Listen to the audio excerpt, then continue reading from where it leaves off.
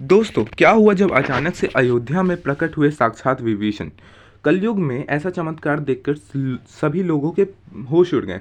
दोस्तों, प्राण प्रतिष्ठा से पूर्व अयोध्या में कई बड़े चमत्कार हो चुके हैं, जिसमें से गिद्धों का दिखना, भालुओं का दिखना शामिल है, जिसमें मां सरयू नदी का प्रकट होना भी शामिल है। लेकिन इस चमत्कार को अभी तक का सबसे बड़ा चमत्कार कहा जा रहा है, जिसके पीछे की सच्चाई जानकर आपके पैरों तले से जमीन खिसक जाएगी।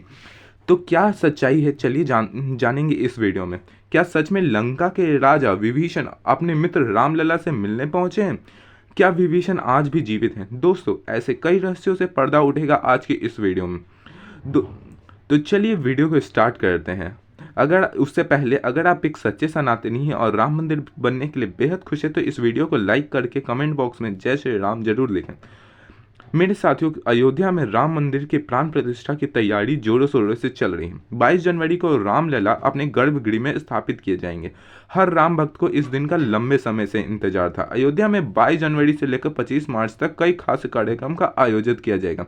इस बीच मंदिर के गर्भगृह का निर्माण 24 घंटे चल रहा है। 22 जनवरी को राम मंदिर में रामलला की प्राण प्रतिष्ठा होने वाली है। दोस्तों, किसी भी मंदिर की में होने वाली ये पूजा काफ़ी ज़्यादा महत्वपूर्ण होती है। प्राण प्रतिष्ठा का बहुत महत्व होता है। मूर्ति बिना प्राण प्रतिष्ठा के भगवान का पूजन अधूरा माना जाता है। तो आगे इस वीडियो में हम जानते हैं कि प्राण प्रतिष्ठा क्या होती है। प्राण प्रतिष्ठा क्या होगी, इस वीडियो में हम जानेंगे। विभीषण कैसे राम मंदिर में प्रकट हुए। दोस्तों, सनातन धर्म में किसी भी मूर्ति का पूजन से पहले उसमें प्राण प्रतिष्ठा की पूजा होती है।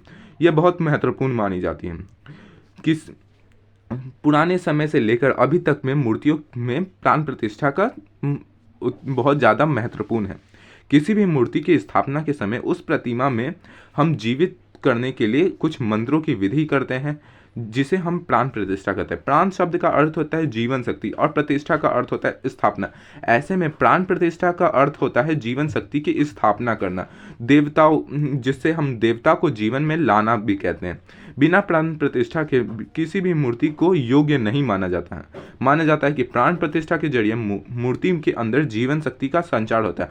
वह मूर्ति देवता के रूप में बदल जाती है। अर्थात अब साक्षात प्रभु श्री राम अयोध्या में राम मंदिर में निवास करेंगे।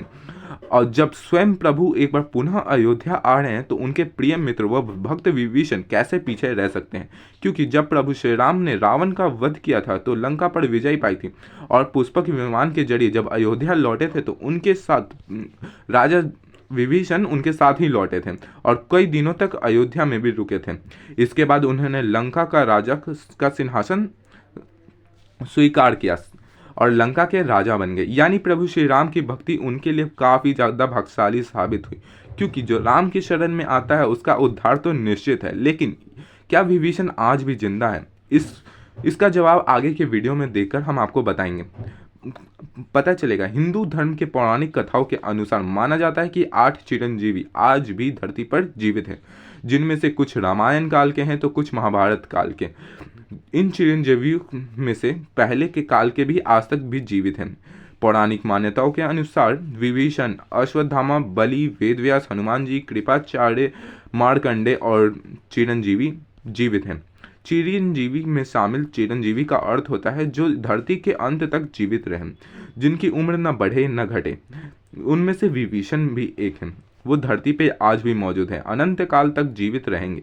लेकिन यह वरदान आखिर उन्हें किसने दिया, जानेंगे हम इस वीडियो में। भगवान राम के अनन्य भक्त विभीषण बाल्यकाल से धर्मपरायण में थे। अपने बड़े भाई रावण को धर्म विरुद्ध कार्य में रोक भी लगाते थे। उन्होंने लंका युद्ध में धर्म का पालन करते हुए भगवान श्री राम का साथ दिया। प्रभु श्री राम ने उन्हें सृष्टि के अंत तक अमर रहने का वरदान दिया। जब कलयुग का अंत होगा, उस समय भगवान विष्णु एक बार फिर से अवतार लेंगे कल्कि के रूप में, और 8 चिरंजीवी भगवान कल्कि का साथ देंगे और फिर से सतयुग की स्थापना करेंगे। इसका मतलब यही निकलता है कि विभीषण आज भी जिंदा है। जिंदा है। पहले उन्हें राम मंदिर में कब और कैसे देखा गया, आगे वीडियो में हम जो घटना आपको बताने वाले हैं उसे सुनकर आपके होश उड़ जाएंगे। दोस्तों, यह घटना 11 जनवरी रात्रि कम से कम 12 से 1 बजे के करीबन होगी। रोजाना की तरह मजदूर राम मंदिर के गर्भगृह को छोड़कर अपने तंबू में विश्राम कर रहे थे। तभी मजदूरों को मंदिर के अंदर से प्रभु श्री राम के नाम के जाप की ध्वनि सुनाई दी।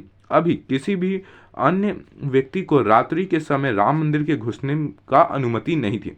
तब उन्होंने में से लगा कि किसी आसपास के मंदिर के द्वारा यह ध्वनि राम राम सुनाई दे रही है।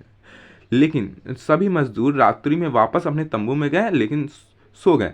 लेकिन सुभाष नाम के एक मजदूर को लगा कि यह बात खटक रही थी उसके दिमाग की, ये मंदिर राम मंदिर के अंदर गर्भगृह से ही आती प्रतीत हो रही है। उसके मन में जानने की उत्सुकता कुछ ज़्यादा ही जाहिर हो गई। राम मंदिर के अंदर राम नाम का जाप कौन कर रहा है वो सोच रहे थे, और उनके अपने साथियों को उठाना चाहा, लेकिन सभी काफ़ी ज़्यादा थके हुए थे और गहरी नींद में सो रहे थे। तो सुभाष अकेले ही राम मंदिर के परिसर में घुस गया। उसने काफ़ी महीनों से राम मंदिर के निर्माण कार्यों में अपना हाथ बटाया। एक एक दरवाजा, एक एक कोना उसे अच्छी तरह से पता था। उसने राम मंदिर के गर्भगृह में जाकर देखा तो वहाँ एक बहुत बड़े दिव्य पुरुष दिखे, जिन्हें देखकर ऐसा लग रहा था कि मानो कोई पौराणिक काल के समय से वापस आया हूँ।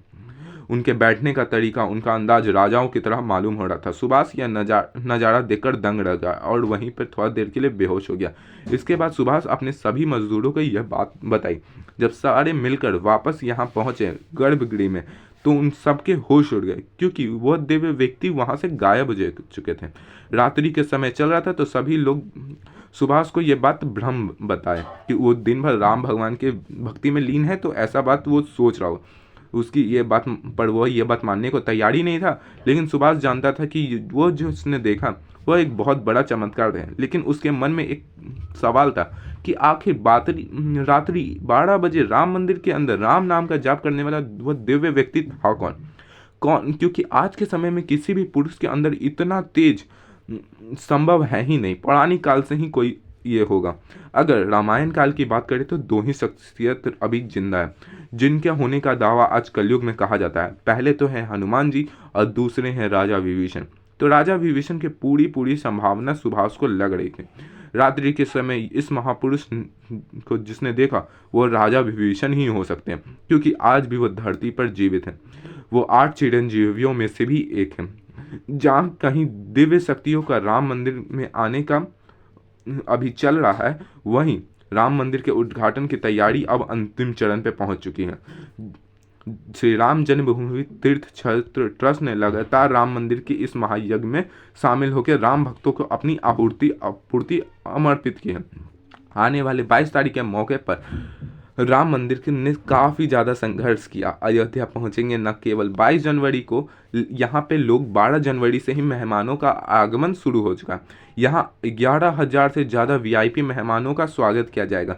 जब यही अयोध्या में रामलला टेंट में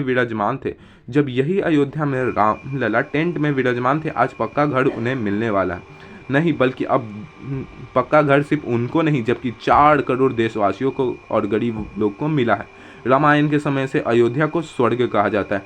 देवता लोग इसे स्वर्ण नगरी कहते थे, क्योंकि यहाँ पे चारों तरफ से सोने जैसा माना जाता था।